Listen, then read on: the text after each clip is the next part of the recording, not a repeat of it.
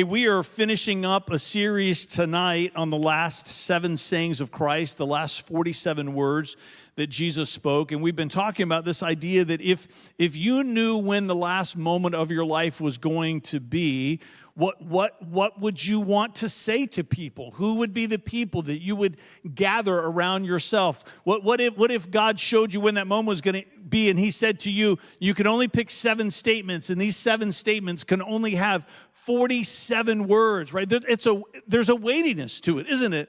But yet this is what we have in the Gospels with Jesus, the 7 last sayings of Christ. His last 47 words, as you read them in the King James, that's where we get that count, right? The count's going to be different depending on what translation you use. But we believe that Jesus brought great intentionality. It's not as though Jesus' death took him off guard. It's not as though he was like, well, I didn't know this was going to happen. I didn't know I was going to have to be prepared to say something. No, he came into that moment with intention. And we believe that he picked all 7 of these sayings, these 47 words, and then each week in the series we have picked one, and then we've done a deep dive and unpacked it, and we're finishing up the series tonight with number 7, Father, into thy hands I commend my spirit. We're going to start a new series next week. I'm not sure. I thought it was going to be a series on wisdom. Pastor Justin and I have been talking about that out of the book of Proverbs. So, but he asked me on Friday, he said, we still starting wisdom next week? And I said, I think so, right? Because we're not ever sure. And so as I was praying this afternoon up in my office, I thought, maybe we're going to look at all of the post-resurrection experiences after Christ leading up to his ascension. So stay tuned. You're going to have to come next week to find out which way we're going to go. So, all right, let's read this one together. This is out of Luke 23, 44 to 49. It's longer, so it's going to break out into 2 different slides. But we're going to start with verse 44. We'll read it. This is Luke 23, 44. This is to 46. It says, by this time it was about noon, and darkness fell across the whole land until 3 o'clock. Now the light from the sun was gone, and suddenly the curtain in the sanctuary of the temple was torn down the middle. And then Jesus shouted, Father, this is the New Living Translation. I'm going to tell you why I've picked this and not the King James in just a minute. Father, I entrust, King James commend, Father, I entrust my spirit into your hands. And with those words, he breathed his last. All right, Eve, let's go to the next slide. 47. It says, when the Roman officer overseeing the execution saw what had happened, he worshiped God and said, surely this man was innocent. And when all the crowd that came to see the crucifixion saw what had happened, they went home in deep sorrow. But Jesus' friends, including the women who had followed him, we talked about that earlier in this series, from Galilee, stood at a distance watching. I think one of the reasons they were watching, they were just waiting to see, is he going to come back in this moment? It took another 3 days, but I think there was, even in that moment, some stir of faith in their hearts that he was going to be raised from the dead. So let's talk about this word commend. This is one of the reasons why we talk about different translations here at our church. This is one of the reasons why we use different translations here at our church, is because none of them get it perfectly right, and so some do better than others. And so in the King James, it uses the word commend. We don't use this word in our modern English language in our conversation. You might think, I don't know if I've ever used this word in a conversation. So let me illustrate it for you a little bit, just to help set it up. When we were in the Outer Banks, was part of the sabbatical that we were on, Vanessa and I were there, and Derek and Maya came down to spend some time with us. And so Maya, who was a vegan for much of her life, we've converted her to an omnivore.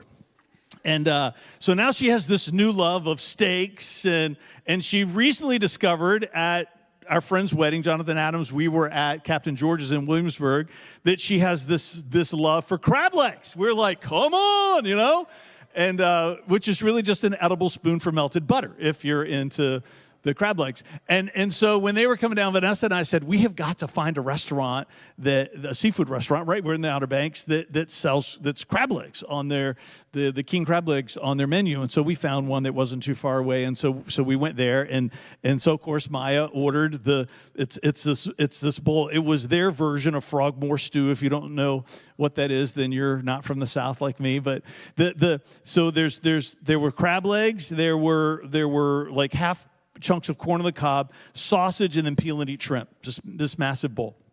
And so when our food comes out, all of our food comes out, but her food does not come out. And so we're waiting, but we're on vacation. We're not in a hurry. So the server's apologetic. We're like, don't worry about it. We're fine. We're having a great time. And so we're just hanging out. And so more time goes by. And then finally, they bring her bowl out, but it's missing two of the four ingredients. It has the crab legs and the sausage, but it's missing the corn and the peel and eat shrimp.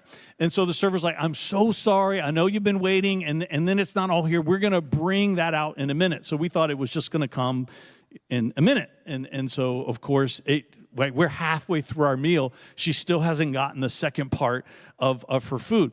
And so all of a sudden we see the server coming around the corner, and they have this bowl, but it's not just a bowl with the pieces that are missing. It's another whole entree, right? It's more crab legs, more sausage, and all the corn, and all the peel and eat shrimp. And we're like, you didn't have to bring all of that. And she's like, no, but you all have been so patient and so nice. And she put it down on the table in front of Maya. That is the picture of commend. Not overeating, because we also did that too. Because then we felt obligated to eat all the rest of that food that they had brought out. But in that moment, when the server put that dish on the table, they were presenting something for us for our approval. It was the restaurant's way of saying, will you accept this as an offering from us to you? See, that's why I like the King James better, because that's what the word commend means. It means to present as suitable for approval or acceptance. I don't like the translation that says entrust, because the implication there is that Jesus is saying, God, I'm trusting you that when I die, that I am going to be raised to life. I'm trusting you with this moment. But that's not what he's doing. The word literally means to commend. It's Jesus saying to God, I have done everything that you have asked me to do. Nothing has been left undone. I've prayed for every person, healed every person, preached every message, went to every town, every place that you ordained me to enter into, and all that you asked me to accomplish in the 33 years that you gave me to live on this earth when I left heaven to come. I present it all to you for your approval. I'm finished. It's why the saying that we looked at before was, it is finished. It's the reason why it is finished isn't the last thing that Jesus said, because it is finished is Jesus saying, I've accomplished it all. And now, God, I commend this all to you for you to agree that all has been done, because there was more that God had for Jesus to do in the next mission that he was going to be given. See, if we don't get the words right, we don't get the meaning right. If we don't get the meaning right, we miss the lesson that God wanted us to find. Now, this word commend might be a little bit familiar to you, and maybe you've already thought of it. We use the word commendation. Maybe you have received, if you're in the military or in your workplace, you've received some type of commendation, right? It's an acknowledgement of your accomplishment. You commend your service, and a commendation is in turn giving. It helps us understand the moment. This word commends identifies for us a biblical concept that I'm going to call culminating moments. Let me read you this definition. It's going to come on the screen. Culminating moments are a bridge between now and next. It's the in-between. It's the end of one season or assignment and the beginning of something new. Let me say that again. It's the end of one season or assignment and the beginning of something new. A culminating moment means that you're moving out of one season into another. A culminating moment means that you feel as though you've accomplished one assignment that you've been given in life, right? Culminating moments. It's not just a transition that's minor. It's a moment that is altering in your life. I'm going to define it in just a minute, but let's do this because we like participation. When you think about your own life, and as we've talked about it, this idea of moving from one assignment to the next of significance, moving from one season of life to the next, what would be a culminating moment that you've experienced in your life? If you're visiting, you're like, oh dear God, he's coming off the stage. It's okay. Somebody, culminating moment. Oh, all right, let's start on the left side. Adam? Yes, you just got married. You got married when? 3 months ago. All right, that's a culminating moment, right? Yes, change, significant change. Somebody else, culminating moment. Dave? Yeah, retired. You were in the workforce for how many years? 42 years. And you just retired how long ago? Yeah, and Kelly still has not said to you, you've got to get out of this house, right? Okay, do it on your own, right? No, that's a culminating moment. Somebody back here, culminating moment. Pregnancy, absolutely. Blake? Graduation, for certain. You just graduated, didn't you? Yeah, all right. Somebody in the middle, culminating moment? Yeah, a promotion at work. Especially if you were someone's peer and then you get promoted to be their supervisor. That's a really culminating moment, isn't it? Yeah. Somebody else. Stepping out, come on, to serve here. Yes, you have your blue shirt on. Come on, why are you not clapping? Nobody's clapping. What's wrong with you today? Wake up, people. Come on. Yes, that's good. She wasn't a plant. We didn't put her in the... You're going to sit right here when I walk around. This is what you're going to say. Somebody over here, culminating moment? What about starting a new friendship? Starting a new friendship, for sure, for certain. Yeah. Getting a new camper. Yeah. Somebody else? Anybody over here? Culminating moment? Yes, getting baptized. Come on, that's another good one. Thank you. Come on. Right, you're getting it. Culminating moments are these in-betweens in life where we're moving from one thing to the next. And this is part of what Jesus is demonstrating for us on the cross. It is finished is not the end of something for Jesus. It's the in-between for Jesus for what's coming after. He still has more to do. That there are assignments that God has for him. And in this moment, Jesus is saying to his Father, I have been faithful in what you have given to me, and I am ready, if you so approve, for what you have for me next. Culminating moments. Brennan and Katrina about ready to have their first baby. Come on, culminating moments. Brennan, her due date's today. Brennan was at base camp this morning. I was like, is there a baby yet? Which I knew there wasn't, obviously, because he should not be at base camp. If he's learned anything from base camp, right, Cam? Why are you here? You know, you've learned nothing from us. Yeah. So he's like, no, not yet. So culminating moment, right, for them. Jesus is about to die for the sins of the world, and in doing so, he's going to conquer sin and death. He is commending his life to God. It is finished. And he is ready for what is coming next. So let's talk about how we recognize culminating moments. We see in Jesus' life and the things that he began to say leading up to his death, that he begins to give us some indication of how we sense when a culminating moment is coming. The first one is this, is that a culminating moment is it redirects your future. It means that after it happens, your future trajectory of your life looks different than it did before. Right? It doesn't mean that everything changes, but it's going to be dramatically different.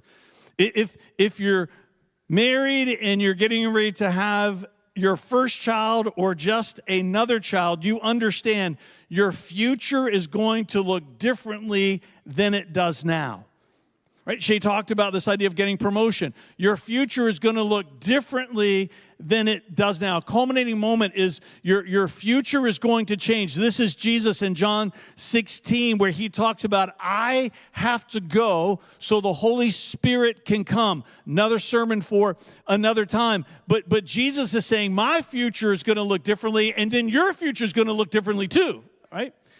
Redirecting your future, redefining your relationship. John 15:15, Jesus says to his disciples, I'm no longer going to think of you or call you my servants. I'm going to call you my friends. There's a culminating moment that's taking place in Jesus' life and in his ministry, and it's going to redefine the friendships that he has. Sometimes it means that we move on from some friendships and into new friendships, but there's always some type of change. Even if you're staying in the same place in the community that you're in, it redefines.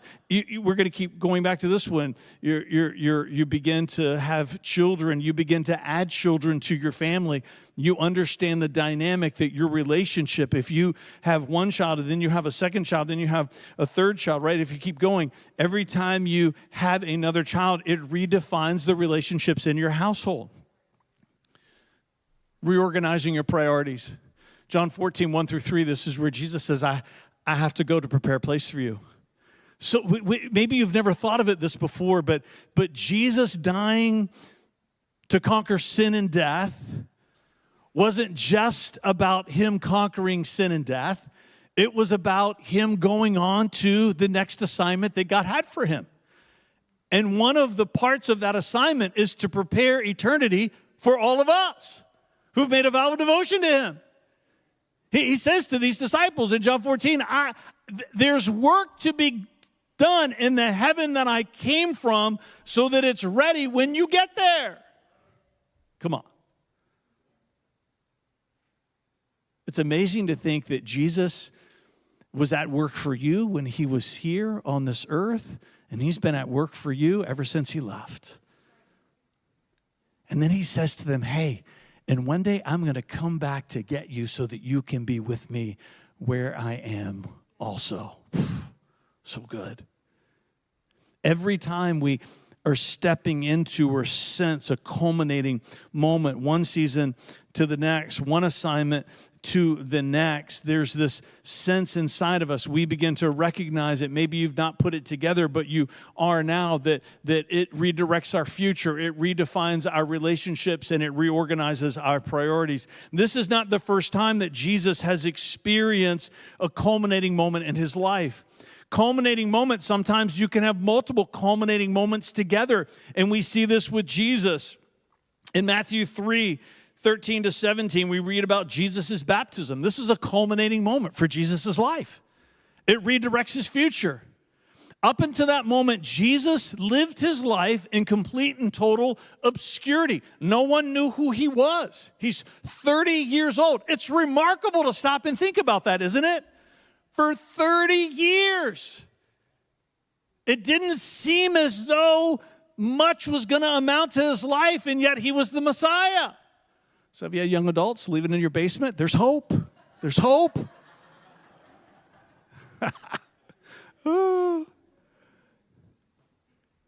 But he wades out into those waters.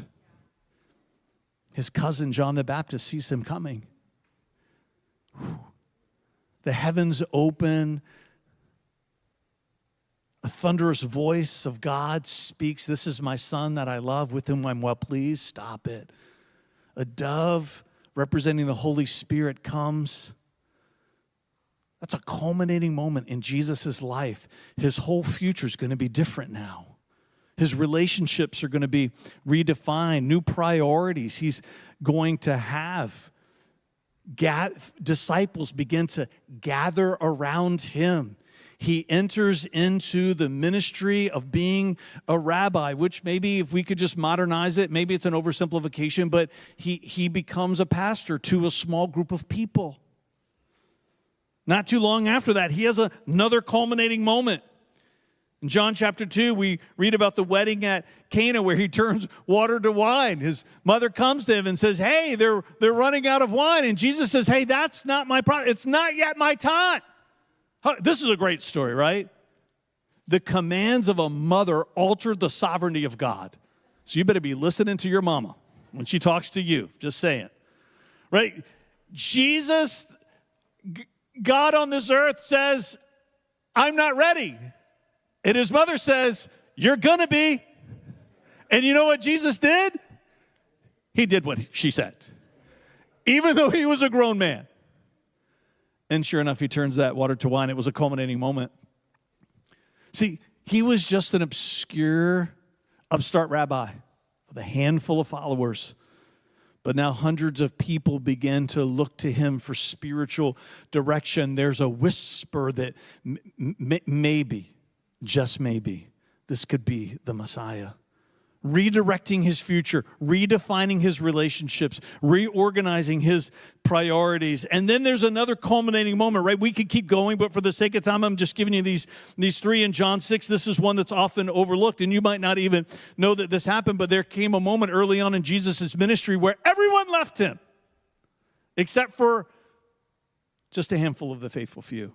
The crowd that was following Jesus had begun to grow, and miracles as he's performing them as he's traveling, not just in Galilee now, but moving out throughout Israel. And he begins to talk to them about eating his flesh and drinking his blood. Yeah, there it is in John 6. And they're like, I'm out. Right? I think this could be a cult. You know? They didn't understand the imagery of what he was saying, that he would one day die for the sins of the world, setting up what we now understand to be the Lord's Supper, which points back to the Passover. They didn't make those connections. Not even the ones that stayed with him really understood what he was saying, but yet something inside of their hearts burned that he was the Messiah. See, sometimes culminating moments are not just the height of success. Culminating moments can be what appears or feels like failure. And in that moment, from the outside looking in, it looked like this upstart, this movement was just going to fizzle out. This was an important moment for Jesus because it was important for him to not be thrust into some position through public opinion to be a political savior. He understood that one day he was going to die for the sins of the world, and it was here in this moment that I think he began to craft his message of salvation for what we sacredly call the gospel. It was a culminating moment. It redirected his future, it redefined his relationship, it reorganized his priorities. So let me give you just two pieces of advice. The first one is this: be faithful in your now and avoid chasing something new, something next. Be faithful in your now and avoid chasing something new or something next. See, we live in a society where we are conditioned to want the next thing. We live in a society where we are conditioned. Our brains are addicted to this hit of dopamine that comes right through affirmation that's we gain through social media. If you don't know what I'm talking about, then you need to check out the documentary, The Social Dilemma. If you have teenagers in your home, if you are a parent and they're not teenagers yet, you need to watch The Social Dilemma. It talks to you about the addiction of the brain that many of us in modern society are suffering under, and that many of these platforms are using that for your attention. It's powerful. It's revelatory. It's important for us to understand what's happening to us. They're playing on the brain chemistry that wants the next thing, that wants the new thing. The problem with always wanting the next thing and the new thing is that you miss the present thing. You miss the assignment that you're in now. You never get the impression that Jesus ever once lived his life in such a way where he could not wait to get back to heaven. It's powerful, isn't it? He came from glory. He laid down divinity. And for 33 years, he endured the suffering of the human experience for us. But never once do you get this glimpse of Jesus saying, I don't want to be here anymore. Jesus was always present and the assignment that God had for him today. And this is part of living a commended life, is to be faithful in what he has put into your hands now, and to not always be looking for what's next and for what's new.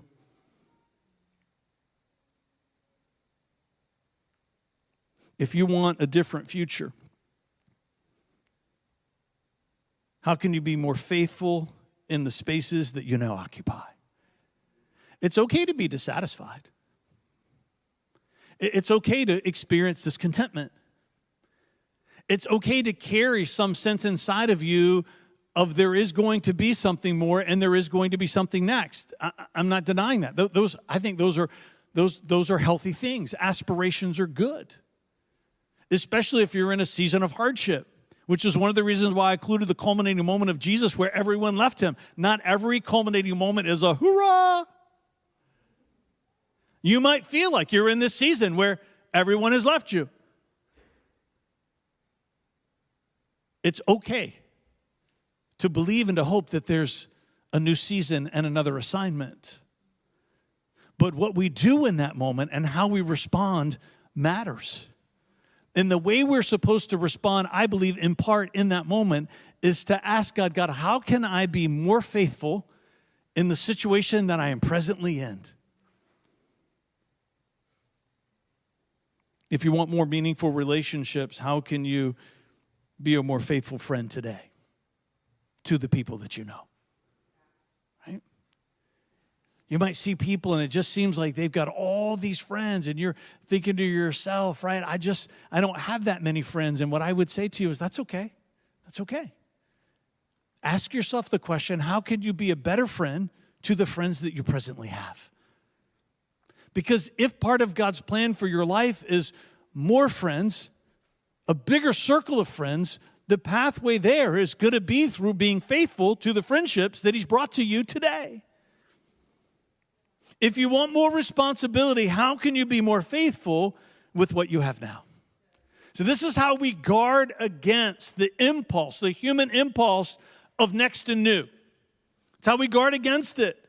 It's how we guard against looking past what is now. Is reminding ourselves, no, I want to be faithful in my present situation. I want to be a better friend to the friends that I have now. I want to be more reliable with the responsibility that I have now been given. Be faithful in your now and avoid chasing something new and something next. The next one is this: be careful about locking in a vision for your future self. Eve, I don't have that one highlighted, but there should be a slide. Yes, he's on it. This is so important. Be careful about locking in a vision for your future self. Again, I'm not saying don't have dreams. I have dreams. I'm not saying don't be aspirational, right? I have aspirations. It's okay to dream. I would say it's healthy to dream.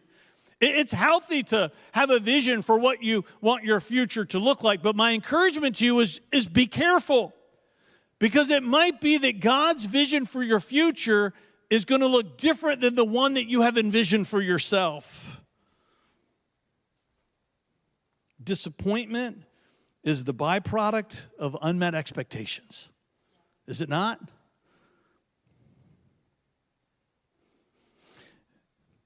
For all of us, I'm not recommending the movie Tenet for you, so just be careful. Although I love that movie. For all of you, your present right now at some point was your future. You with me? This present that you are now in, if you're old like me, right, 58, you have a lot of past, which means that there was a lot of times when I reflect back onto then and then think about what was then my present. At some point, that was my future that was unrealized that I did not know. Your present right now, your present at some point was a future that you did not see, that you did not know, that you did not foresee. And I bet for most of us, much of our present, we didn't even anticipate. which is a reminder to us that the future that is still waiting for us as we are now in our present is the same thing. There's a life waiting for us in our future. God has plans and purposes waiting for us in our future. I'm not saying don't have dreams. I'm not saying don't have aspirations. What I'm saying to you, my encouragement to you, is make sure that you hold on to those things loosely, because it might just be that God's plans and purposes for you in your tomorrow might look different than what you have planned for yourself.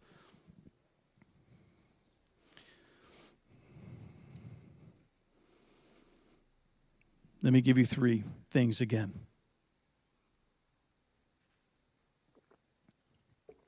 Trust that God is in control. Trust that God has your best interest at heart. And trust that God is never overwhelmed by your mistakes. As you stand now in your present, maybe you're not in a culminating moment, but I think you know now after tonight that there are culminating moments that are waiting for you in your future.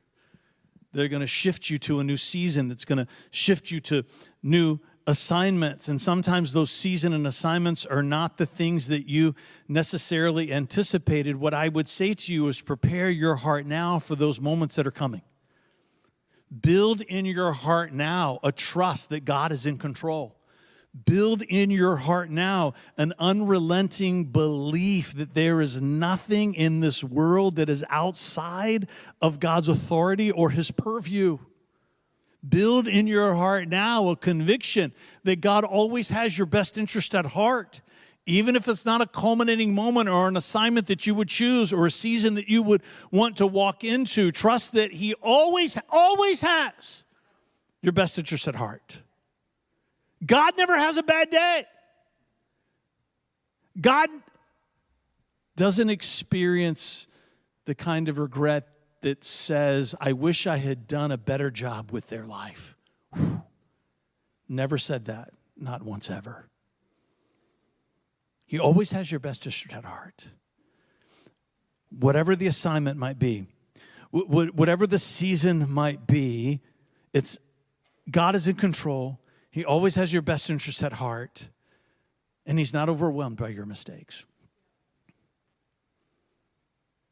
He doesn't look at you and say, I'm done with you because you've messed up too much. That's not how he responds to us. Now, can our mistakes derail things? I think that they can. Another sermon for another time. But even if our mistakes rise to the level of egregiousness that derails things in our lives, you know what I think God does? I think he begins to build new purposes and new plans for you. He never gives up on us. Even if we're that bearing on the shaft that seems like I've got nothing else to give, he comes to you and says, lean on me, and I'll get you through this even still. Proverbs 19:21 reads this way. I'm going to invite the worship team to come back up.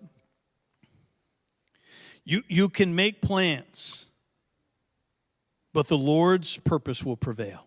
So good, isn't it? You can make plans. You can have dreams. You can have aspirations.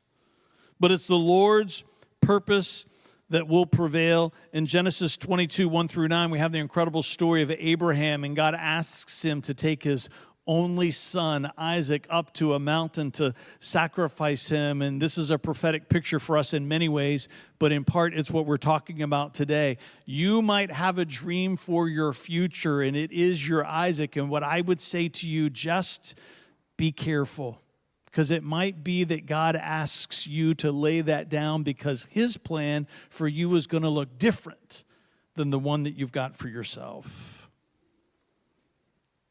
Let me just throw this in for extra. If you are a parent, teach your children to walk with God and not your idea of what you think their future should look like. Teach your children to walk with God and not your idea. Can you have dreams for your kids? Sure. Can you have aspirations for your children? Of course you can. But my encouragement to you is be careful that your dream for them doesn't become something that displaces or obscures or blocks the vision that they need for the plan that God has for their life. Our responsibility as parents, first and foremost, is to nurture in their heart a love for their Father, to follow after Jesus, and that they understand and recognize the voice and the prompting of the Holy Spirit so that they can chase after for the rest of their days every season and assignment that God has for them, whether it's different than the one that we would have given them ourselves. Because in the end, these children, I have 3 myself. We love them more than anything else, more than life itself. But we recognize that these children are not our own. They're not our own. They're His. And He entrusted us for a time and a season to guide and lead and direct them. And one of the greatest responsibilities that Vanessa and I carried as parents is to make sure that we inspired them and taught them and demonstrated to them how to walk with their Creator. If you're getting a late start to that, it's never too late. If your kids are adults, listen, it's never too late. If no one did it for you, listen to me, it's never too late to begin to learn for yourself. Because children aren't just the only people in this life that we're supposed to show how to walk with God. It's people in your community. It's people in your workplace. It's people in your family. To be the light in the world that Jesus has called us to be, to point to Him, to follow after all the days of their life. Stand with me. I'm going to pray, and then we're going to go into this song. No? All right. They're coming? Okay, yeah. I looked around, I was like, where? I don't know.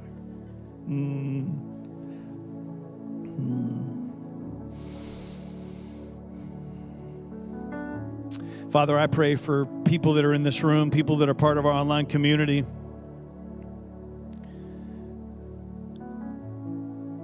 I pray for people that are in the middle of a culminating moment.